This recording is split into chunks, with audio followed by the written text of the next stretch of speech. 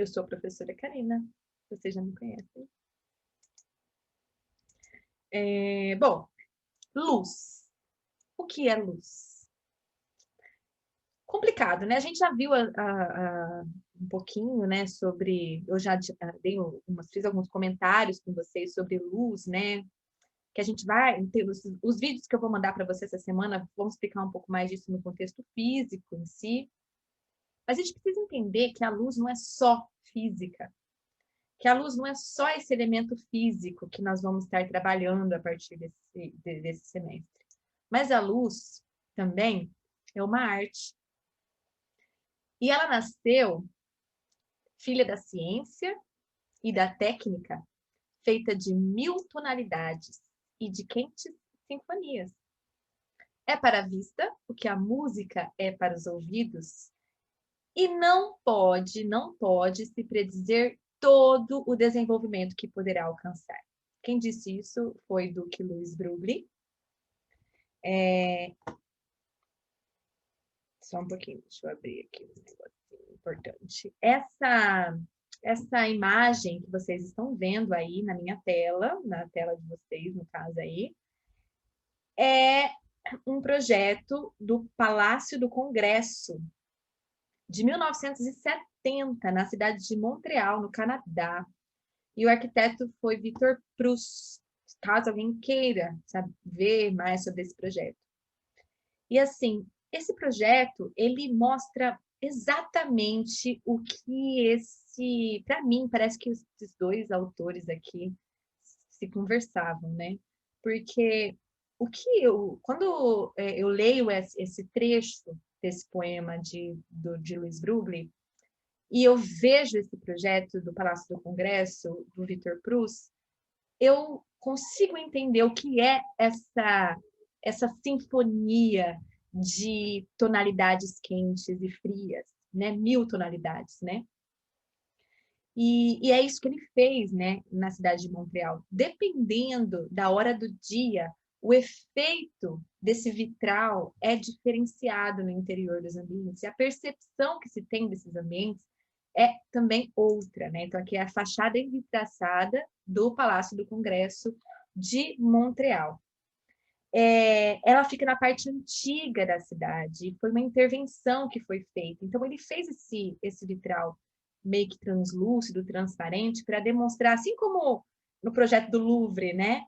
Demonstrar o que era novo e o que era antigo, e deixar muito claro e, ao mesmo tempo, visível a área antiga dessa parte da cidade, que é chamada de Old Montreal. Ai, começou, né? Enfim. E é bem isso que a gente precisa entender. Nós temos nas nossas mãos um recurso incrível de projeto. Incrível. E eu quero que vocês vejam essa disciplina com esse olhar. Não só, lógico que a gente não tem como ignorar a física, porque não tem como a gente controlar a luz se a gente não souber o que ela é. Mas eu quero que vocês usem a luz como uma ferramenta de projeto. Não só com a ciência, mas também com a técnica e com a sensibilidade de projetistas, de arquitetos que vocês têm. Então, é muito importante isso. Na sequência, então, os objetivos dessa disciplina, que a gente já comentou um pouquinho lá no início, que é trazer o conhecimento da física para vocês. Tem uma criançada aqui do lado de fora. E também subsidiar a tomada de decisão, para que vocês consigam adequar a arquitetura ao clima e também melhorar o conforto dos seus usuários. Esse espaço que vocês estão vendo aqui não é um espaço real, tá? É uma imagem de Masdar, que é uma cidade que surgiu no deserto. Na verdade, é uma cidade que, como pode dizer, é uma cidade experimental, não é uma cidade real, uma cidade que foi criada, e as pessoas foram colocadas dentro da cidade. Eu não sei se ela já está em funcionamento, isso eu não tenho certeza. Até o ano passado não estava, não sei se já está. Mas é um experimento social, olha que louco, né? As pessoas lá dentro da cidade, o projeto é que elas fossem colocadas como cobaias humanas. É um projeto de Norman Foster, tá? Arquiteto britânico, e eles ofereceriam para os residentes, né, carros elétricos que se movimentam sem motoristas, ruas resfriadas, com uma gigantesca torre eólica, tinha uma polícia verde que ia gerenciar os gastos de energia dos moradores, tinha limite de gastos energéticos. Eles tinham a intenção de finalizar entre esse ano de 2021 e 2025, mas com a pandemia eu não sei em que pé está isso, né? E eles estão pretendendo colocar 40 mil pessoas nessa cidade, e mais ou menos, talvez um pouco mais até, pensando até em 40 mil temporários, mas um pouco mais, considerando os fixos, né?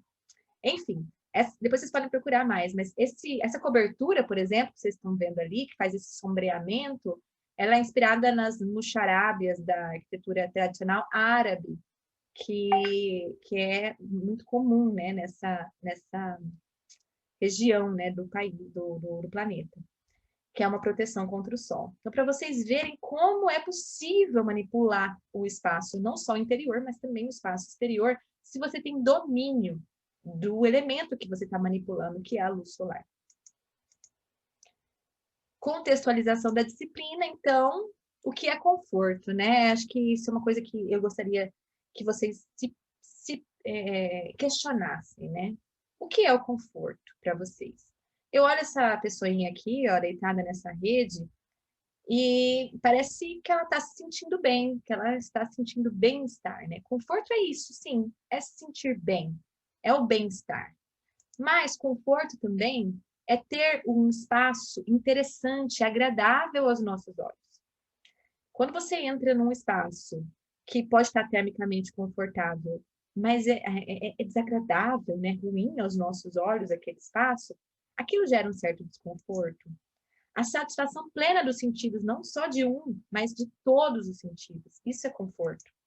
Inclusive, mesmo em condições adversas, como, por exemplo, num espaço de muito frio, em alguns casos, pode ser um ambiente perfeito, mais confortável, que um indivíduo pode identificar. Então, é muito particular, né, de cada um. Estar em harmonia com o ambiente. Então, lembra que eu disse lá no texto inicial, aquela poesia inicial, que não se é possível prever todo o alcance que a luz poderá ter, porque cada indivíduo, cada ser humano vai ter uma percepção diferente daquilo. E é impossível você prever tudo que vai acontecer a partir do projeto de vocês, mas vocês conseguem, a partir do conteúdo que a gente vai estar discutindo aqui, ter condições para propiciar o máximo possível de conforto para as pessoas dentro dos espaços que vocês vão estar projetando. O conceito de conforto ambiental, que é o que provavelmente vocês obtiveram no semestre passado, esse que eu queria reforçar aqui, né? É que conforto é quando a gente faz o mínimo esforço fisiológico em relação às várias áreas, né?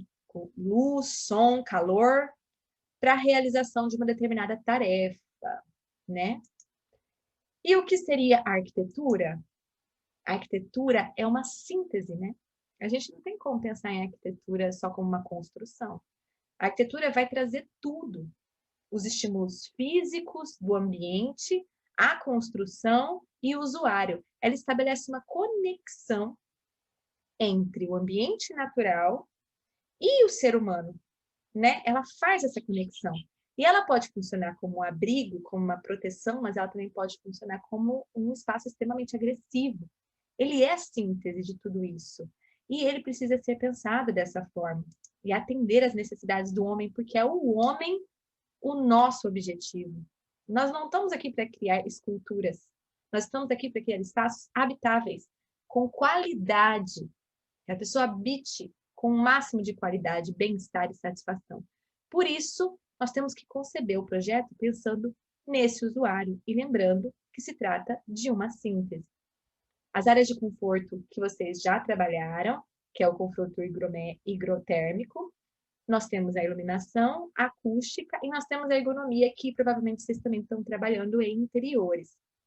Não vai ter um conforto específico, Mas ergonomia envolve conforto, porque envolve postura, envolve hábitos que estão totalmente relacionados ao conforto. Inclusive, nós vamos tratar indiretamente disso aqui sobre a questão dos hábitos com a visão, os cuidados com a visão, que estão relacionados à questão de ergonomia também, porque a ergonomia faz parte da fisiologia humana, né?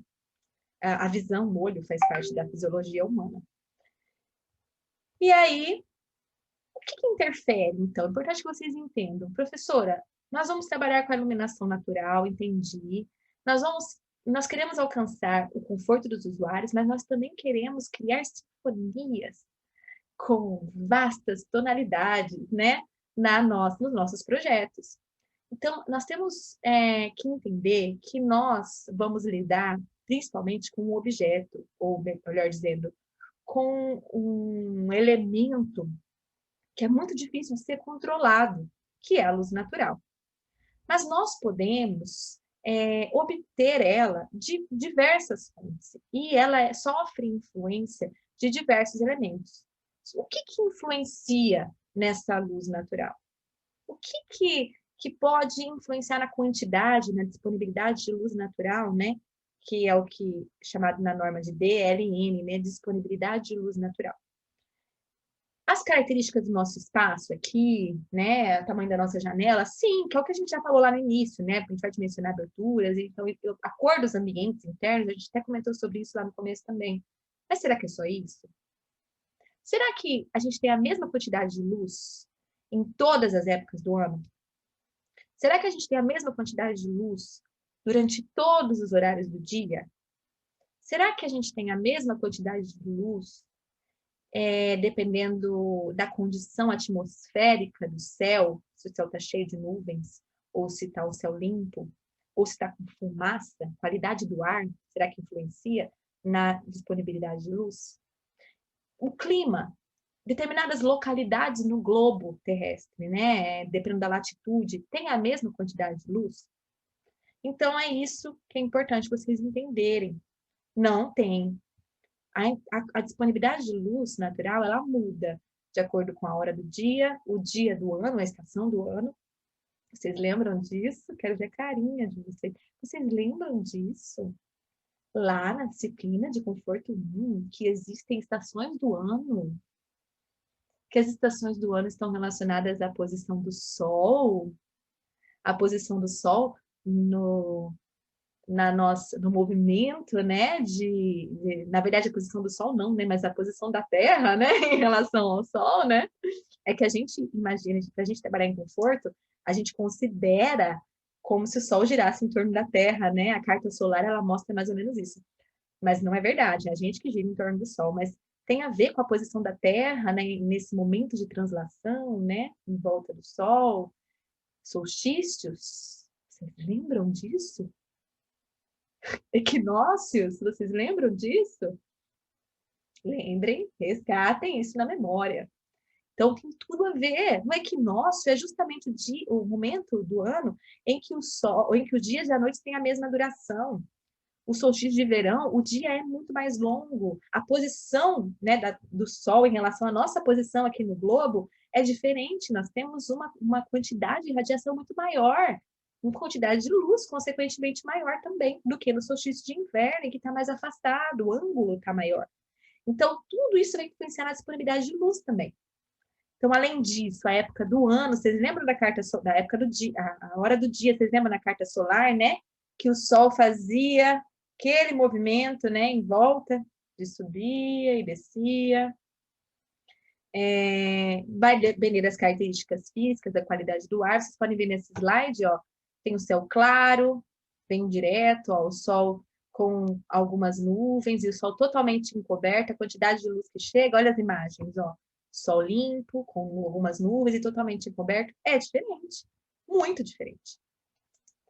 A luz, ela vai chegar no interior dos ambientes de várias formas, ó. Ela vai chegar pelo Sol, diretamente. Ela vai chegar de forma difusa pela atmosfera e pelas nuvens. E ela vai chegar refletida, tanto pelas superfícies externas do nosso exteriores ao nosso ambiente, quanto pelas superfícies internas, interiores aos nossos ambientes. A parede, piso, teto, eles refletem essa luz até ela chegar em nós. E tudo isso aqui vai influenciar a tipologia arquitetônica, o clima, elementos de proteção externos, as aberturas, o formato, o tamanho, orientação dessas aberturas, se tem elementos de proteção interna, a época do ano, a hora do dia, as condições do entorno, a condição da atmosfera, né, nuvens, poluentes. Tudo isso influencia na quantidade de luz que chega aqui, ó, para esse usuário que é o nosso foco. E o que vai definir o uso da luz, direta ou difusa em um ambiente? A função, obviamente, né? Vocês acham que todo local é bem-vinda a luz direta? Professora, a luz direta é a luz que vem direto do sol? Sim, direto do sol. Ela não é bem-vinda, professora, vai aquecer, vai deixar muito calor o ambiente, não é bom luz direta. Não necessariamente, gente. Existem condições em que a luz direta pode ser um recurso de projeto incrível. E eu vou mostrar para vocês em tarefas, em locais, obviamente, em que não desenvolvem tarefas laborativas, que seriam escritórios, né, salas de aula, mas atividades de lazer, religiosas, em casas, restaurantes, lojas. Ó, por exemplo, essa aqui, ó, essa é a igreja Saint-Pierre, em Firminy, na França. E olha que coisa louca isso daqui, gente. Isso aqui é uma abertura, ele tem um domo lá no teto dele. E dependendo da hora do dia, ele cria essas ondas misteriosas da luz, né? Dependendo da posição do sol. Olha que louco, olha o teto. É esse domo que está fazendo isso. Ele cria esse padrão e cada hora do dia ele é diferente. E olha que coisa incrível, fica sublime, dá a sensação de que tem uma energia, né, visível, pairando dentro desse espaço. Isso é luz direta. Olha esse daqui. Esse é o Panteão. O Panteão é um edifício construído lá na época greco-romana, que abrigava templos e todos os deuses, e hoje ele funciona ainda, e está lá, bonitinho. E ele é um edifício hoje cristão, né? Mas ele é muito famoso por essa cúpula que fica aqui no topo, que permite a entrada de luz. E essa luz, ela incide, dependendo da época do ano, em diferentes altares. Vocês estão vendo aqui? Opa! O altar, cada altar aqui é iluminado, dependendo da época do ano, pelo domo, que depende também, que eram vários deuses, né? Mas agora eles estão associados à religião católica. Mas é muito louco o efeito que isso dá na percepção do espaço arquitetônico.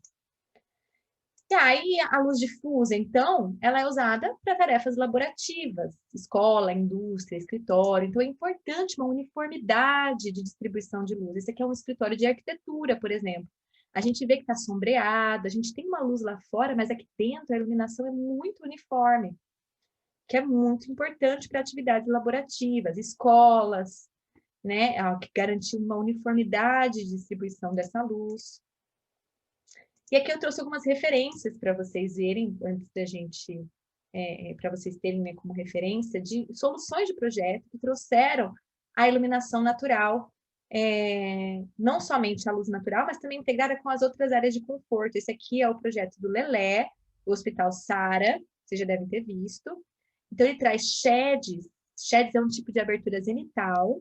E esses sheds do Lelé, eles são utilizados tanto para ventilação, saída ou entrada de ar, e também para iluminação. Então, todos os projetos da rede Sara têm esse recurso. Aqui, por exemplo, vocês podem ver um corredor que está iluminado por meio desse shed.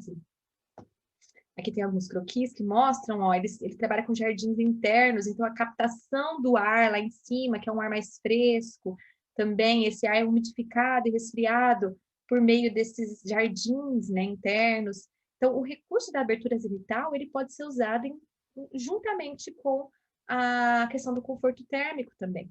Você pode orientar esses sheds para orientações em que não recebem radiação direta em caso de climas muito quentes, né? Então, aqui a gente tem uma escola também que usa esse recurso, também juntamente com a questão térmica. Vocês podem ver que normalmente esses projetos estão associados a questões térmicas também, né? Aqui também aberturas também por meio do teto, uma escola, a gente percebe uma certa uniformidade, distribuição dessa luz. Isso aqui são sheds também, só que opostos, né? Um oposto ao outro. Não é o teto que está aberto, São aberturas de shed aqui. Então, aqui também tem aberturas que a gente chama de lanternins, né? Que são aberturas diretas, né? Ou podem ser condutores de luz, né? Também. Depois a gente vai explicar mais sobre isso, né? Então, é importante, então, que vocês saibam que o homem é predominantemente visual. Nosso sentido principal é a nossa visão. Então, a luz, ela oferece uma percepção de praticamente todas as outras sensações. Forma e cor determina a percepção do nosso entorno e nos dão mais clara impressão do espaço do que o tato, a audição, o olfato. E para Le Corbusier, os elementos da arquitetura são a luz e a sombra, né? E para ele a arquitetura e o espaço, né? E a arquitetura é um jogo correto e magnífico das formas sobre a luz. Esse aqui é o projeto da Capela Ronchamp, de Le Corbusier. Acho que vocês já devem ter visto esse projeto.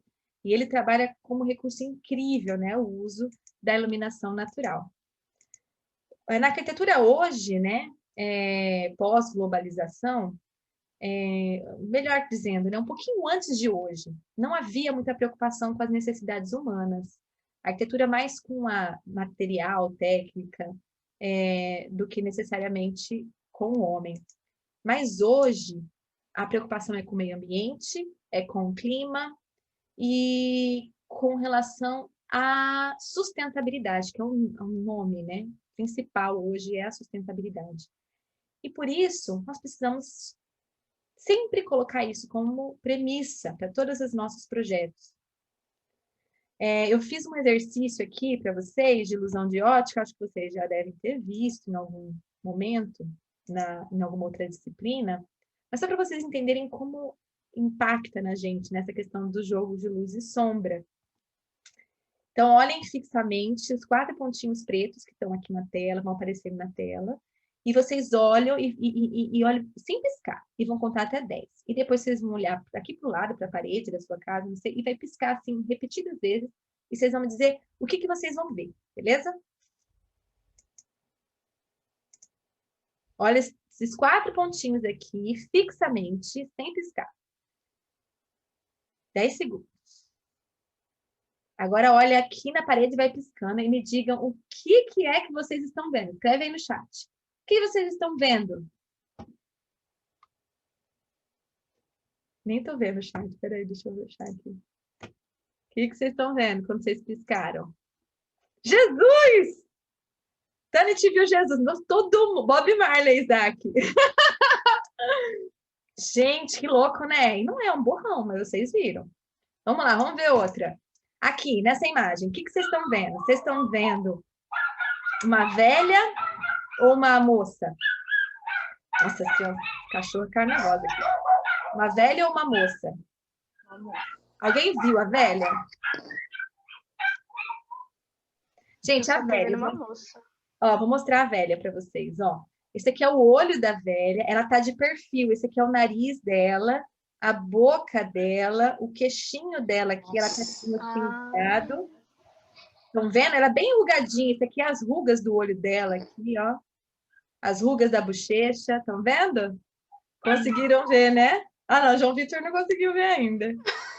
Depois você olha de novo. Eu vou disponibilizar essa aula para vocês, para você tentar enxergar a velha. Mas é muito louco, porque tem gente que não vai conseguir ver mesmo. Tem coisas aqui que nem todo mundo vê. E esse aqui? O que é? É um rosto sombreado ou é um saxofonista? Esse eu consegui ver os dois. Mas dá para ver mais o cara tocando saxofone. Dá para ver mais a moça. O rosto. O rosto da moça. Eu vejo primeiro o rosto da moça também. Mas a hora na hora que eu olho a sombra só, aí eu consigo ver o saxofonista. E aqui? Caveira. Uma caveira. Uma moça olhando. A primeira coisa que vocês viram foi a caveira? Tem uma moça olhando no espelho, né? Sentada com uma penteadeira e um espelho redondo, né? Ela está se vendo ali, né? O reflexo dela lá no espelho. Parece... existe uma mensagem subliminar, se não me engano, nessa imagem, mas tem uma questão de parecer mesmo a caveira, né? E aqui? É uma pessoa só com um cachetal, ou são dois perfis, um olhando para o outro? De primeira apareceu uma só. Mas tentem olhar os dois perfis. Primeiro eu só vi os dois perfis. Eu também só vi os dois perfis. E esse daqui? Consegui ver os dois. Esse daqui é um rosto, pode ser tipo Jesus, né? Mas pode ser uma pessoa da antiguidade. Ou é um São Jorge e o dragão? Sentado no cavalo, ó. Cavalo. Aí o santo aqui, ó, o dragão jogando fogo. O rabo do dragão. Muito doido. Aqui esse aqui é os pés do cavalo e é o olho, né, do outro, né? Uhum. O coelho. Ah, esse eu vejo um pato. Ou é um pato? É o pato, o coelho. E aqui, é um esquimó? É um esquimó ou é um cara entrando dentro de uma caverna? Nossa, eu vi um índio. Parece um É um índio. índio. Isso que eu ia falar. Eu vi. É um índio, também. é um índio, perfil do índio aqui, ou um esquimó entrando dentro da caverna. Gente, tudo isso aqui é jogo de luz e sombra, né? Ou efeitos, ilusões de ótica, para vocês entenderem o efeito da visão, como a visão influencia na gente. E pode nos enganar às vezes, né? Então, essas duas bolas, elas são iguais, essas vermelhas. E por causa das bolas que estão em volta, a gente acha que essa aqui é menor. E aqui essa escada está subindo ou está descendo? Nossa. Ela faz as duas coisas, né? Muito doida essa escada. Também jogo de luz e sombra. Então, gente, é isso. A luz define formas, volumes, realça texturas, reforça traçados, linhas, através deste jogo, né, de contraste, luz e sombra, e gera esse impacto visual, que é o que a gente espera que vocês dominem para os espaços interiores de vocês. Muito obrigada!